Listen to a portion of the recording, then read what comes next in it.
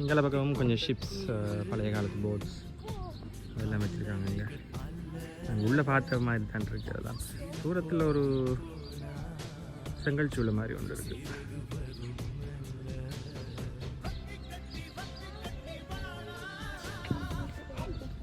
அதே ஷிப் ஒன்று தான், அதே மாதிரி ஷிப். இதில் போய் பார்க்கலாமா தெரியல. நல்லா இருக்கு, பார்க்க ரொம்ப இருக்கு. பார்ப்போம், சரி பார்ப்போம். ஆடுது, உள்ள போகலாம். இல்லை இன்னும் நல்லா இருக்குது பார்க்க. பாய்மர கப்பல்